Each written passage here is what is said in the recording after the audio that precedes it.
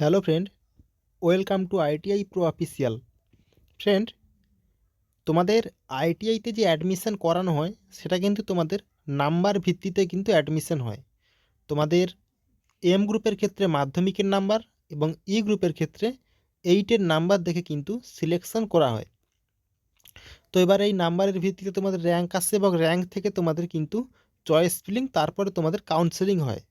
তো এবারে যাদের নাম্বার বেশি থাকে তারা কিন্তু চান্স পেয়ে যায়, বা যাদের কোনো কোটা থাকে নাম্বার কম থাকার পরেও কিন্তু তারা আইটিআই কলেজে চান্স পায়।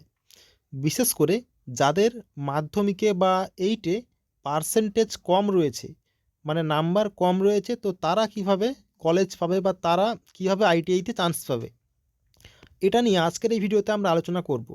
তো তুমি যদি 2024 সালে আইটিআইতে অ্যাডমিশন নিতে চাও, বা তুমি যবেই আইটিআইতে অ্যাডমিশন নেবে, তোমার কিন্তু এই ভিডিওটা অনেকটাই কাজে লাগবে।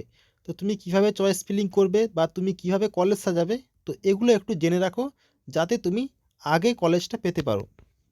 দেখো, আইটিআইতে অ্যাডমিশনের ক্ষেত্রে তোমাদের কিন্তু কিছু কোটা আছে, যেমন ডিস্ট্রিক্ট কোটা। তো ডিস্ট্রিক্ট কোটা কি একটু বলে রাখি তোমাদের সহজে। ডিস্ট্রিক্ট কোটা হলো তোমাদের এমন একটি কোটা, যে কোটার মাধ্যমে তোমরা কিন্তু তোমার নিজের জেলার মধ্যে 50% সুযোগ পাবে আইটিআই করার জন্য। আগে কিন্তু তোমাদের আইটিআই কলেজের সংখ্যা ছিল প্রত্যেকটা জেলায় একটা থেকে দুটো। বর্তমানে 2024 সালের যদি কথা বলি, তাহলে কিন্তু একটা একটা জেলাতে মিনিমাম 7টা থেকে 8টা কিন্তু কলেজ রয়েছে। তো সেই ক্ষেত্রে তোমাদের ডিস্ট্রিক্ট কোটা কিন্তু আগে ছিল 5%, অর্থাৎ তোমাদের জেলার ছেলেমেয়েদের কিন্তু নিজেদের জেলায় আইটিআই করার সুযোগ দেওয়া হতো 100 জনের মধ্যে 5 জনকে। কিন্তু তারপরে সেটাকে কলেজের সংখ্যা যখন বাড়লো, তো সেটাকে 5% থেকে 20% করা হলো, এবং বর্তমানে 50%-এ কিন্তু রান করছে ডিস্ট্রিক্ট কোটা। তো যাদের মাধ্যমিকে বা 8-এ পার্সেন্টেজ নাম্বার কম রয়েছে, তোমরা চেষ্টা করবে নিজেদের জেলার কলেজগুলোকে প্রথমে সাজানোর, তাহলে কিন্তু তুমি ডিস্ট্রিক্ট কোটার সুবিধা পাবে এবং আইটিআইতে আগে কিন্তু চান্স পাওয়ার একটা কিন্তু সুযোগ পাবে। আর যদি তুমি নিজের জেলার কলেজ বাদ দিয়ে অন্য জেলার কলেজ নিতে চাও, সেক্ষেত্রে কিন্তু ডিস্ট্রিক্ট কোটার সুবিধা পাবে না। তোমার কিন্তু কলেজ পেতে প্রবলেম হতে পারে যদি তোমার মাধ্যমিকের নাম্বার বা 8-এর নাম্বার কম থাকে। এরপরে দেখো, আইএমসি কোটা।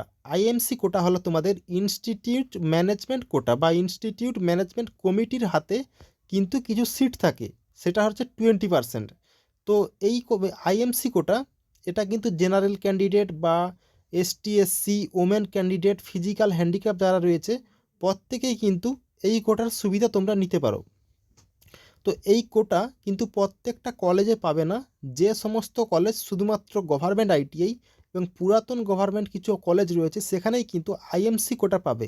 তো আইএমসি কোটার ক্ষেত্রে একটা কি সমস্যা দেখা যায়, তোমাদের একটু ফিটা বেশি পড়ে, তোমাদের মানে নর্মাল ফির তুলনায় কিন্তু ফিটা একটু বেশি হয়, কিন্তু তোমরা কলেজ তাড়াতাড়ি পাবে যদি আইএমসি কোটাটা নাও।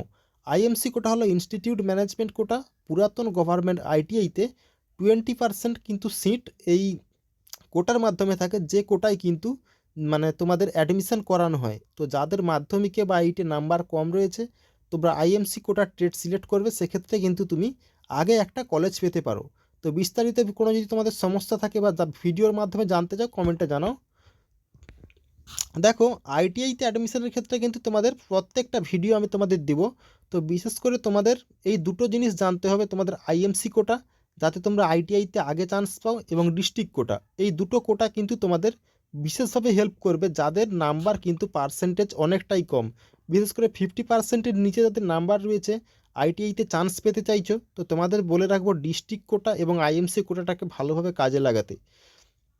তো দেখো, তোমাদের আইটিআইতে অনেক রকমের কাউন্সেলিং থাকে। তো তোমাকে কিন্তু প্রথমের দিকে চেষ্টা করতে হবে যাতে তোমার নামটা বেরিয়ে যায়, কারণ তোমার যদি নাম বেরোতে দেরি হয়, সেক্ষেত্রে কিন্তু প্রবলেমের মানে তোমাকে সম্মুখীন হতে হবে, কারণ আইটিআইতে পরপর সিটটা ফিল আপ হয়ে যাবে, সেক্ষেত্রে কিন্তু তুমি আর আইটিআই করতে পারবে না।